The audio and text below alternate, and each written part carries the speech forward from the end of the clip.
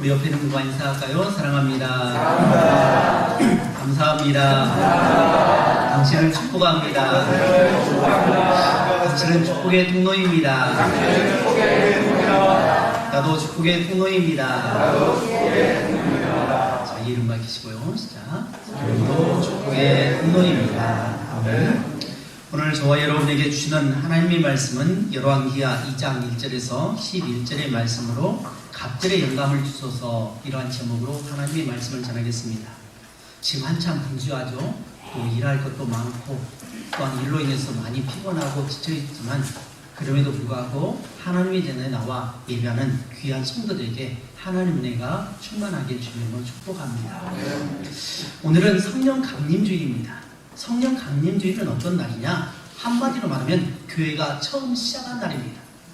우리 동산교회 생일은 언제냐면 1971년 10월 20일 날입니다.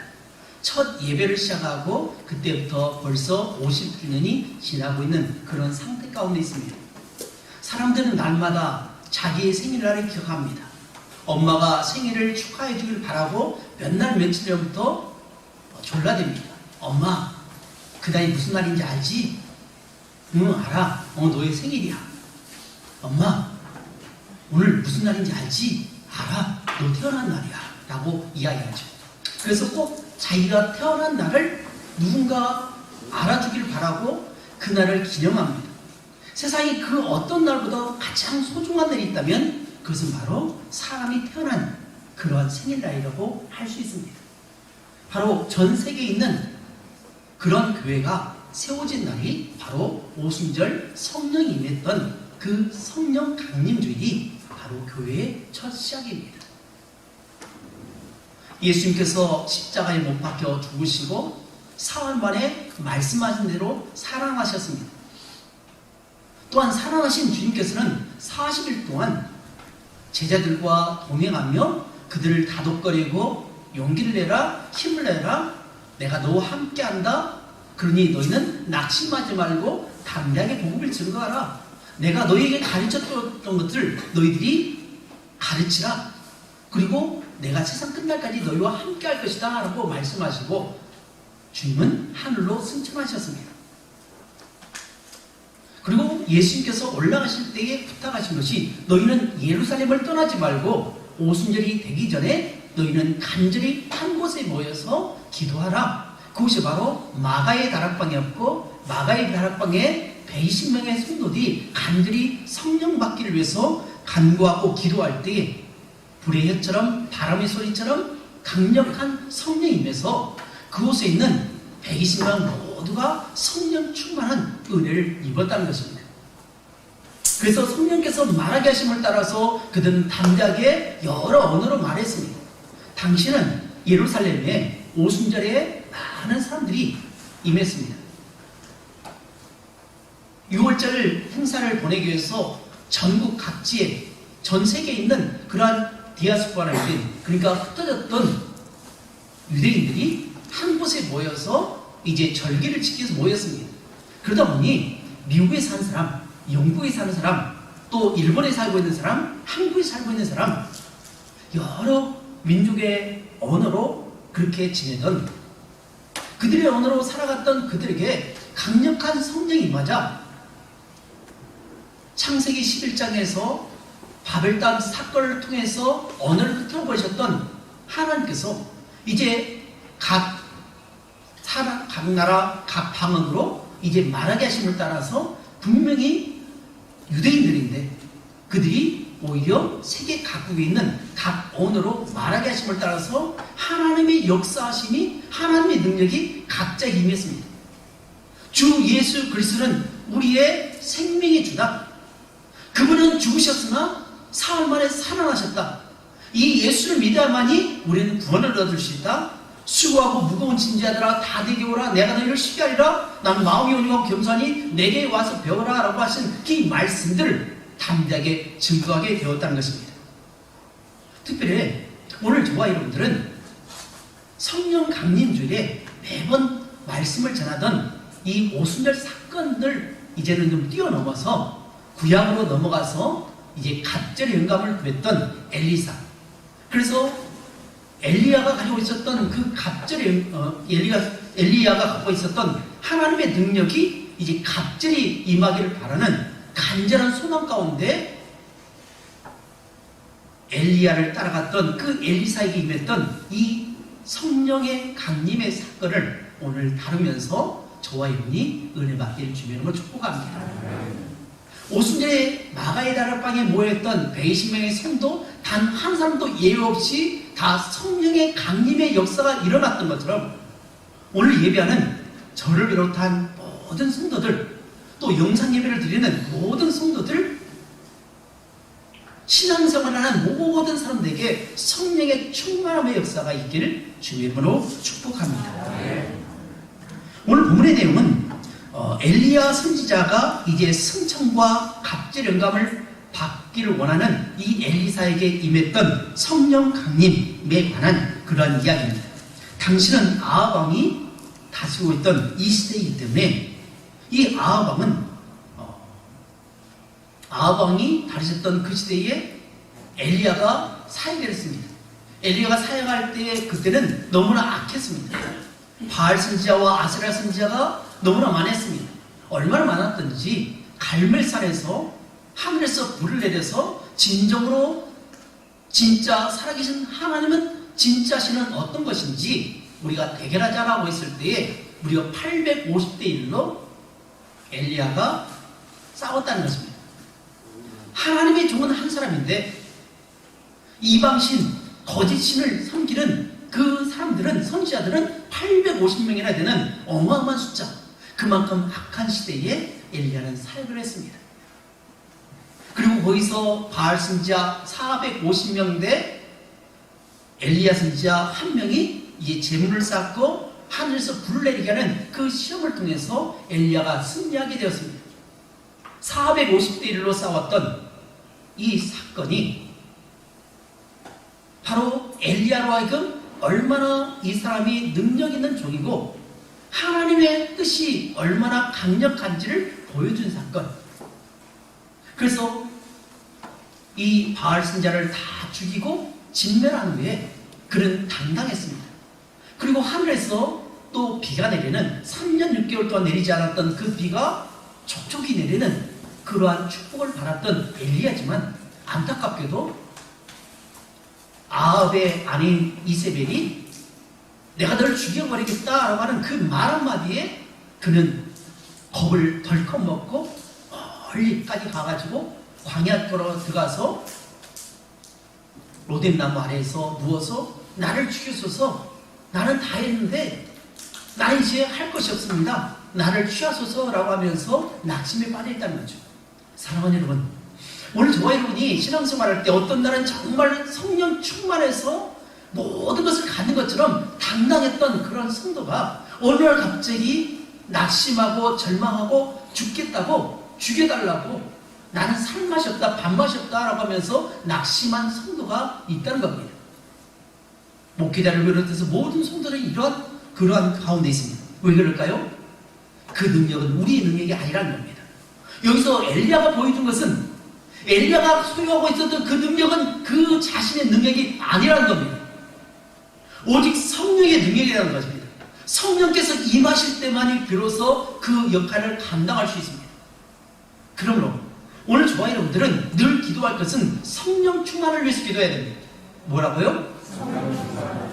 왜 그럴까요? 성령의 능력이 임할 때만이 우리는 능력 있는 삶을 살아갈 수 있습니다. 이건 마치 허수아비가 서 있지만 그 허수아비가 입고 있던 그 옷의 실체는 뭐냐? 뼈대입니다. 그 뼈대를 빼는 순간 그냥 꼬꾸라진 것입니다. 그리고 이제 더 악한 시대가 다가오고 있는 그 가운데 엘리사가 엘리야를 통해서 부름을 받습니다. 엘리사는 농사꾼입니다. 농사를 짓기 위해서 12결이 소를 가지고 논을 갈고 있는 그 상태에서 엘리야가 나타나더니 겉옷을 벗어서 던집니다. 이 겉옷을 던진다는 것은, 이 겉옷은 하나님의 선지자라는 뜻을 밝히고 있습니다. 그래서 구약에 아론이 대제사장으로 임하고 있을 때에 그가 하나님 앞에 부름을 받고 나서 어떻게 했냐? 그 아들 엘리에셀에게 그 옷을 벗어서 인계해 줍니다. 그래서 그것은 바로 제사장의 위임식입니다. 마찬가지로 악한 세대의 선지자 엘리야가 복음을 전하다가 이제 그 바톤을 엘리사에게 던지는 그러한 순간에 엘리사가 모든 것을 버리고 이제 따르겠다는 그러한 심정을 가지고 소를 다 잡습니다. 그리고 소를 잡고 그걸 나눠주고 또 각을 떠가지고 그걸로 제물로 드리고 그는 엘리야 길을 따르게 됩니다. 그런 가운데 이 엘리야가 때가 되어서 하나님의 뜻에 따라서 이제 하늘로 승천하게 됩니다. 성경에는 죽지 않고 하늘로 올라간 사람이 두 사람이 있습니다. 구약에 두 사람이 있는데 그 사람은 누굴까요? 예? 누구요? 에노카. 깜짝 놀랐죠. 갑자기 엘로카라고 해서 사람은 들린 대로 말해요. 저도 에녹과 엘리야인데 그걸 갖다 에녹가로 들어갔어요. 죄송합니다. 에녹과 오늘 등장하는 엘리야입니다. 이제 하늘로 승천하게 됩니다. 더 이상 이 땅에 있을 수 없는 그런 가운데 엘리야가 있습니다. 그때 엘리야가 하늘로 승천하기 전에 엘리사, 수제했던 엘리사가 갑질의 영감을 구하고 있습니다. 이 갑질의 영감을 구할 때에 무려 3번씩이나 이 엘리야는 말을 번복합니다. 내가 어디로 가겠다? 내가 어디로 가겠다 했는데 그 길을 자꾸만 번복하는 그런 가운데 있지만 끝까지 쫓아가면 말미암아 결국 내가 너에게 줄 것이 무엇이냐라고 했을 때에 나에게 갑질의 영감을 주시옵소서라고 구하고 나서 그가 놀라운 갑질의 영감을 받고 담대하게 사역을 했던 그런 이야기가 바로 오늘 본문의 내용이라는 겁니다. 그러면 오늘 본문의 배경을 말씀드렸다면 그러면 이 말씀을 통해서 오늘 이 시대에 2021년 5월 23일을 살아가는 우리 동산교회 성도들에게 어떤 교훈을 주신지 하는 것이 오늘 제가 설교하고자 하는 그런 내용입니다. 첫 번째는 저를 따라서 해주시기 바랍니다. 첫 번째, 시대가 악합니다. 두 번째, 엘리사는 포기하지 않고 엘리야를 따랐습니다. 세 번째, 성령을 받아야 하나님의 일을 제대로 감당할 수 있습니다. 그렇습니다. 첫 번째는 시대가 악하다는 것이고 두 번째로는 엘리사는 포기하지 않고 끝까지 엘리야를 쫓아가서 그렇게 값지는 걸 받았던 것이고 세 번째로는 성령을 받아야만이 하나님 일을 제대로 감당할 수 있다는 겁니다. 그 첫 번째가요, 시대가 악하다는 것입니다. 여러분 이 시대가 악한 세대입니까? 아니면 평안한 세대입니까? 세상 사람들은 편하다고 말합니다. 또 한편으로는 악하다고 말합니다. 어렸을 때는 정말 순수했던 아이들이 요즘은 그렇지 않습니다. 어른들 그렇지 않습니다. 기분 조금만 나쁘면 살인해버립니다. 등산하던 등산객을 만나서 단 한 번도 만나본 적 없고 그에게 악한 감정을 가지지 않았는데 사람을 죽여야겠다고 몇십 년 동안 갈고 닦았던 그 살인 심령을 가지고 사람을 죽입니다. 그러고 나서 하는 말이 너무나 허무하다. 내가 이것 때문에 사람을 죽였을까라고 하는 후회함을 가졌던 그러한 사람도 있다는 거죠. 또 친구들을 동원해서 성폭행을 하고 이것을 동영상 찍어서 올린다든지 또 나쁜 의도를 가지고 남의 계좌번호를 빼돌려가지고 남의 돈을 훔친다든지 그리고도 전혀 여기에 대해서 거리낌이 없는 사람을 죽여놓고도 수십 명, 수백 명, 수천 명을 죽여놓고도 당당하게 살아가는 어떤 사람도 있고 이것뿐만 아니라 우리 신앙인을 인간으로 살고 있는 저와 여러분의 마음속에 한번 깊이 들어가 보시기 바랍니다. 얼마나 우리 마음이 악한지. 그렇게 사랑하고 아껴줬던 그런 부부 가운데도 미운 마음이 막 싹 듭니다. 한순간 싹 들고 갈등하고 또 이것 때문에 가슴 아파합니다. 근데 이 엘리사 시대 때는 아합 시대, 그러니까 엘리야가 선지자가 사역했던 그 시대보다 더 악했기 때문에 이 엘리사는 갑절의 영감을 구했다는 것입니다. 엘리사는 아까도 말씀드렸듯이 농사하는 사람입니다. 평생을 농업으로 살았던 그 사람인데 하루아침에 갑자기 엘리야의 부름을 받고 선지자로 쓰임을 받게 됩니다.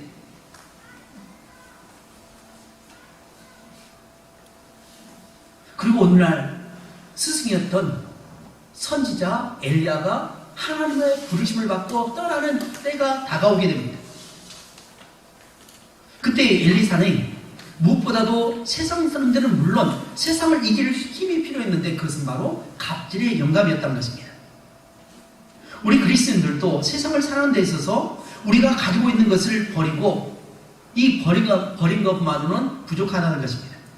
엘리야에게 구했던 갑절의 영감인 오늘 우리에게 필요하다는 것입니다. 그래서 우리가 매일매일 기도해야 할 것은 오늘 또 성령에 충만하게 하옵소서라고 기도하는 저와 여러분 되시길 주님 너무 축복합니다. 에베소서 5장 18절 말씀에 술 취하지 말라 이는 방탕한 것이니 오직 성령의 충만함을 받으라 라고 그렇게 권면하고 있습니다. 술 취한다는 건 뭘까요? 세상이 취한다는 것입니다. 오늘 우리는 과연 무엇에 취해 있습니까? 오늘 내가 바라는 것이 무엇이 있습니까? 내 마음 중심에 가장 간절히 원하는 것이 무엇입니까? 뭐니 해도 돈이겠죠. 사람의 중심은 돈입니다. 물질이 최고입니다. 돈만 주면 모든 것을 안 하는 것 없이 다 해버립니다. 물질 만능주의입니다. 만몬신입니다. 그래서 물질을 가지고 예수님께서는 만몬신이라고 했습니다. 하나님과 동등한 위치에 놓을 정도로 강력한 힘을 가지고 있는 것이 바로 만몬신, 바로 물질입니다. 그래서 물질을 얻기 위해서 주일도 팽개쳐버립니다. 물질을 얻기 위해서 부모 자식도 팽개쳐버립니다. 물질만 가질 수 있다면, 물질만 소유할 수 있다면 살인도 서슴지 않습니다. 이런 물질 만능주의에 살아가고 있는 저와 여러분의 삶 속에서 과연 우리는 무엇을 붙들고 살아야 할 것인가? 우리 그리스도인의 가치관은 과연 무엇인가? 우리 동산교회 성도들의 가치관의 삶의 가치관은 과연 무엇으로 사는가 하는 것입니다. 물론 농사일로 말미암아 바쁘고 직장생활, 생업, 일터 해야 할 일이 참 많죠. 공부하는 것도 참 많습니다. 그러나 우리가 살아가는 그 힘의 원천은 무엇인가 하는 것입니다. 과연 여러분들은 오늘날 무엇을 위해서 살아갑니까? 무엇을 바라보고 살아갑니까? 돈입니까? 건강입니까? 이런 것도 필요합니다. 그러나 이것은 잠시 우리가 입고 있는 이 옷과도 같습니다. 여러분, 양복을 또 브라우스를 처음 사입을 때 어떻게 합니까? 애지중지 여깁니다. 이 옷이 훼손되지 않도록 얼마나 수고하는지 모릅니다. 조심조심합니다. 그런데 일주일, 2주, 3주, 한 달 입고 나면 어떻게 합니까? 과감히 벗어서 세탁기에 집어넣습니다. 그리고 새 옷을 사입습니다. 마찬가지입니다. 오늘 저와 여러분이 추구하고 있는 이 물질이라든지 건강이라든지 이 삶의 세상 것들은 잠시 없어질 것입니다. 근데 금이야 오기야 하면서 이것을 붙들고 있는 안타까운 인생이 저고 여러분이고 우리 인생이라는 겁니다. 근데 신앙인은 뭘 붙여야 되냐? 물질을 붙든 것이 아닙니다. 건강을 붙든 것이 아닙니다.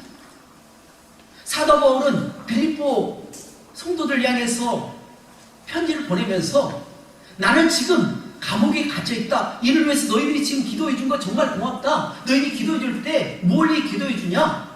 내가 빨리 여기서 빠져나가기를 내 건강을 위해서 기도하기보다는 그런 거 더 기도하라는 것이 아니다.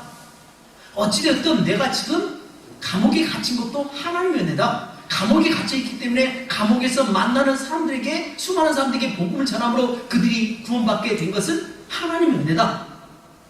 갇혀있으나 풀려나나 모든 것이 하나님의 은혜다. 그러므로 말미암아 죽는 것도 하나님의 은혜요, 살아가는 것도 하나님의 은혜다. 내 입장에 생각한다면 더 이상 고통받지 않고, 더 이상 아파하지 않고, 더 이상 어려움에 처하지 않고 하나님의 품에 안기면 정말 좋겠다. 내 개인적인 심정은 그렇게 됐으면 좋겠다. 그렇지만 너희를 위해서 많은 교회를 향해서는 오히려 감옥에 갇혀서 내가 너희들과 함께 있기를 원한다. 그래서 내가 하나님 품에 가는 것과 또 지금 너희들과 함께 있기를 바라는 이 둘 사이에 나는 끼어있다. 그러나 중요한 것은 하나님의 뜻이다. 하나님이 원하시면, 하나님이 기뻐하시면 나는 그 일을 위해서 만족하겠다라고 고백했던 그러한 사도 바울의 심정이 저와 여러분의 심정이 되길 주님으로 축복합니다. 이제 엘리야가 하늘로 올라가는 그 순간에 엘리야는 갑자기 영감을 구합니다. 그것은 시대가 악하다는 것입니다. 아합 시대보다 더 악한 시대가 날로 가까워오기 때문에 자신이 농부였기 때문에 엘리야처럼 그런 강력한 힘을 가지고 사역할 그런 능력이 없기 때문에 나는 반드시 이것을 구해야 됩니다 라고 하면서 당신 날 이것을 주십시오 라고 그렇게 구하고 있습니다. 예수님께서 하늘로 승천하실 때에 제자들에게 말씀하셨죠. 너희는 예루살렘을 떠나지 말고 성령 받기를 간절히 기도하라. 오순절이 임하기 전에 성령이 받기를 위해서 오순절까지 간절히 기도해라 라고 했을 때 그들이 강력한 성령이 오순절 바로 10일 뒤에 일어났습니다.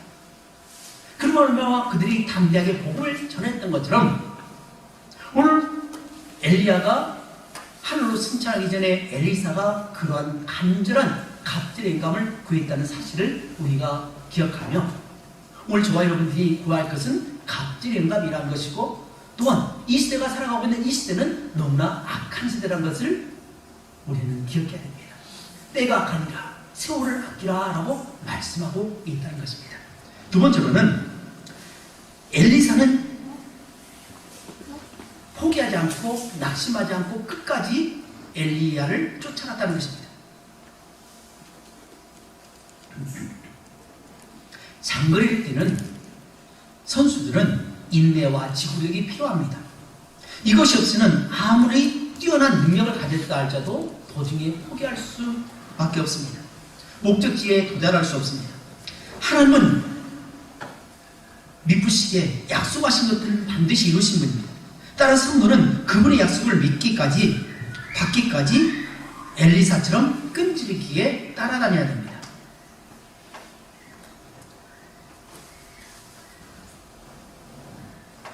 엘리사는 이제 자신이 지금까지 추구했던 모든 상황들을 다 청산하고 엘리야를 따라갔고 소를 잡아서 백성에 나눠주고 쟁기를 불살라버렸습니다. 그리고 하나님의 부르심에 절대적으로 순종하겠다고 하는데 근데 문제가 발생합니다. 어떤 문제냐? 엘리사에게 감당하기 힘든 시험이 다가왔는데 그것은 바로 스승인 엘리야로부터 더 이상 나를 따라오지 말라라고 하는 말입니다.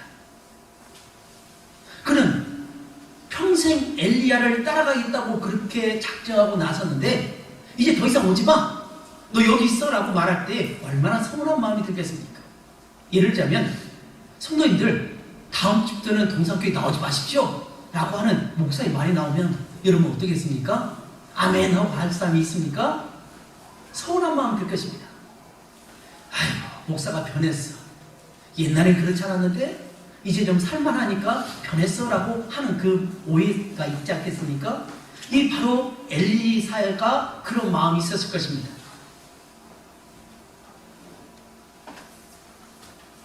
더는 나를 따라오지 말라는 이 말은 몹시 서운하고 견디기 힘든 그러한 시험이었을 것입니다.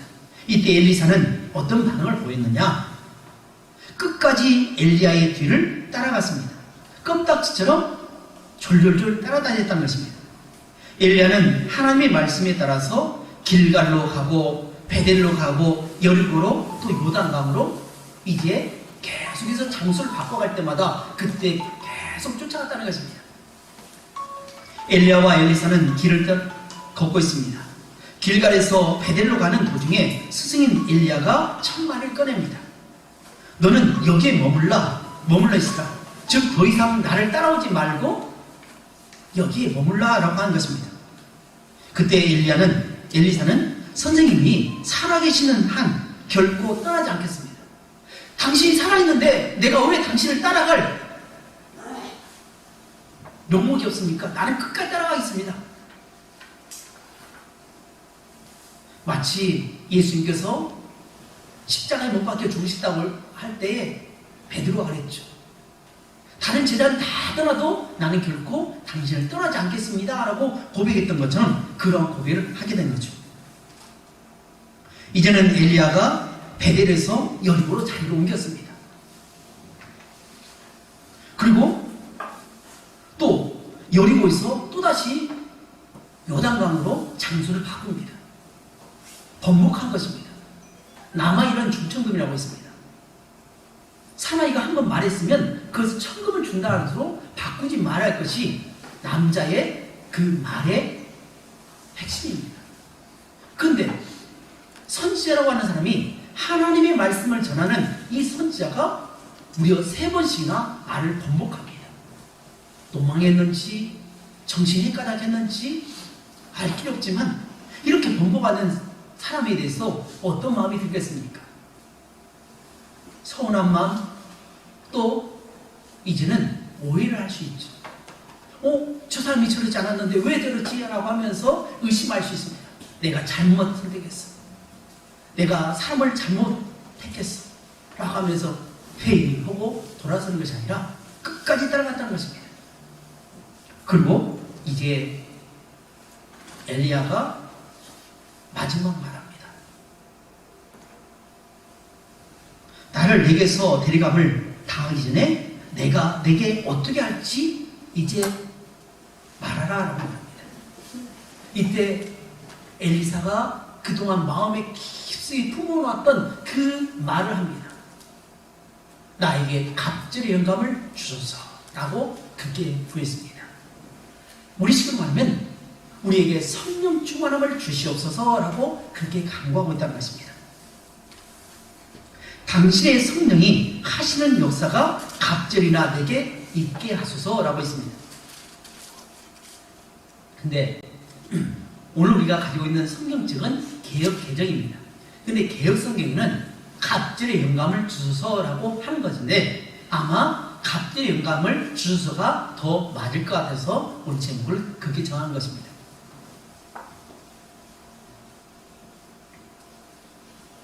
하나님은 엘리야를 통해서 엘리사에게 시험한 것입니다.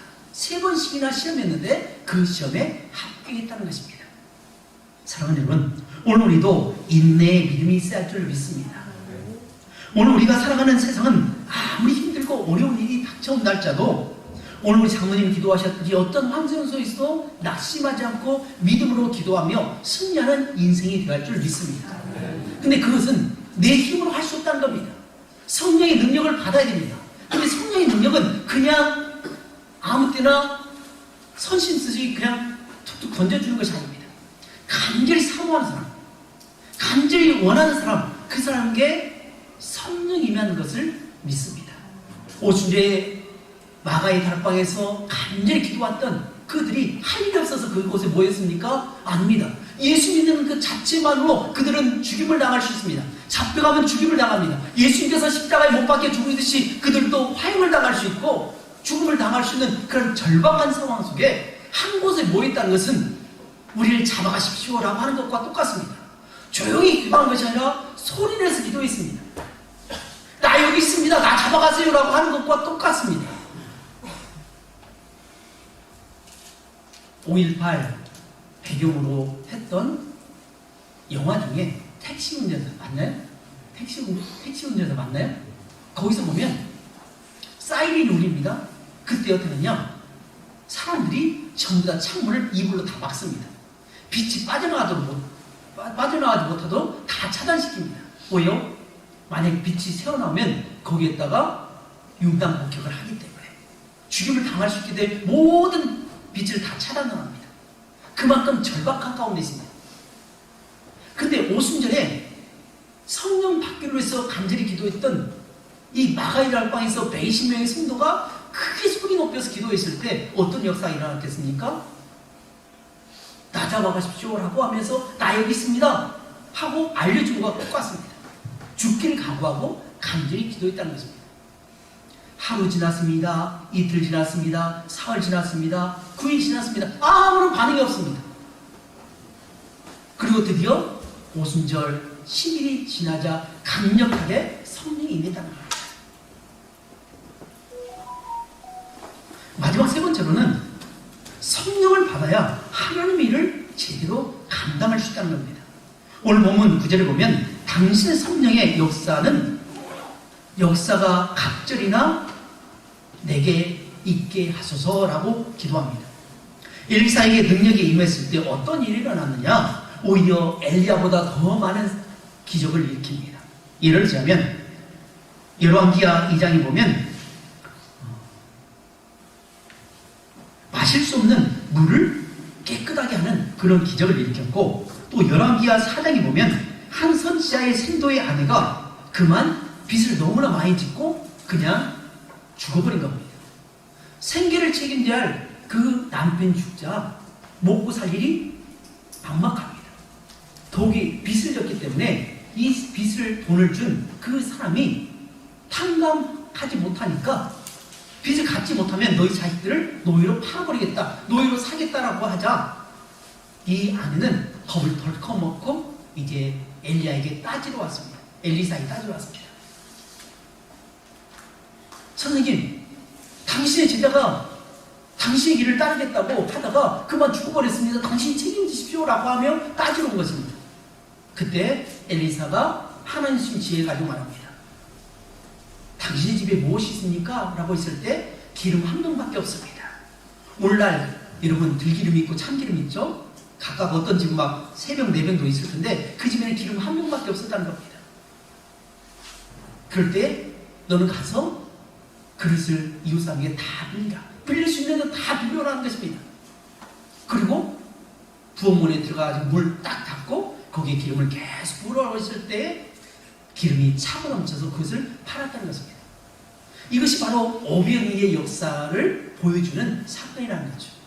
사랑하는 여러분, 오늘 저와 여러분이 살아갈 때 먹을 것이 없죠, 입을 것이 없죠, 또 우리가 먹고 살기 막막하죠. 나는 아무것도 없어가지고 삶이 참 팍팍합니다. 코로나 시대에 정말 먹고 살기 힘들다고 하는 사람들이 많이 있는데, 근데 하나님께서는 까마귀를 보내셔서 오병이를 보내셔서 기름 한 명밖에 없었던 그 여인에게 차고 넘치는 그러한 축복을 하는 것이지, 오늘 저와 여러분의 삶 가운데 임하기를 주님으로 축복합니다. 일용할 양식을 구하라고 했습니다. 오늘 우리가 살아가는데 하루하루 살아가는데 필요한 그 양식, 건강, 모든 것들을 하나님께 공부하신 줄 믿습니다. 그러므로 우리는 걱정할 게 없습니다. 오직 주님만 붙들고 나가십시오. 주님 믿고 나갈 때 하나님께서 여러분의 인생을 책임져 주실 것입니다. 열왕기하 5장에는 아람 군대의 군대장관 나하만이 나병이 걸려서 이제 여종에 의해서, 만약 당신이, 우리 주인님이 이스라엘 땅에 있었다면, 거기에 있는 선지자를 만났다면 당신을 고침을 받을 수 있습니다 라는 그 말을 믿고 따라갔을 때 요단강에서 7번 씻었을 때 깨끗이 낫는 그런 축복이 나타났다는 것입니다. 이외에도 많은 사건이 있습니다.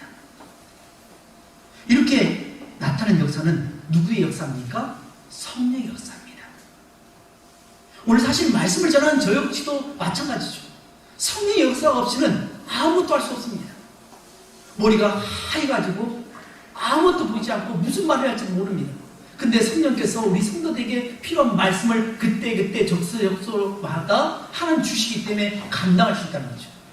그러면 여러분이 저를 위해서 기도할 때 성령 충만한 가운데 하나님께서 말하게 하심을 따라서 담대하게 증거할 수 있는 그러한 주의 종이 될 수 있도록 위해서 여러분이 기도해 주시고, 또한 저와 여러분의 삶 가운데 성령의 역사 가운데 갑절의 영광을 받아서 이 시대에 어렵고 힘든 그 삶에서 능력 있는 삶을 사시길 주님 이름으로 축복합니다. 이제 말씀을 했습니다. 첫 번째로는 시대가 악하다는 것입니다. 뭐라고요? 오늘 우리가 살아가는 이 시대는 너무 악하다는 겁니다. 이것을 늘 명심해야 한다는 것입니다. 두 번째로는 엘리사는 포기하지 않고 엘리야를 따랐다는 것입니다. 뭐라고요? 그렇습니다. 엘리사는 포기하지 않고 엘리야를 끝까지 따라갔습니다. 우리 세 번째로는 성령을 받아야 하나님의 사역을 감당할 수 있다는 것입니다. 뭐라고요? 그렇습니다. 오늘 예배를 마치고 여러분 돌아가는 이 시대에 여러분에게 다가올 수많은 그런 악한 세력들이 우리를 넘어뜨리려고 수단과 방법을 가리지 않습니다. 은혜 많이 받았다 보는데 집에서 갑자기 다툼 일이 생기고 갈등이 생기고 문제가 발생합니다. 그럴 때마다 우리가 승리할 수 있는 것은 오직 성령의 충만함을 받을 때 바로 이 모든 사역을 이룰 줄 주님 이름으로 축복합니다. 기도하겠습니다.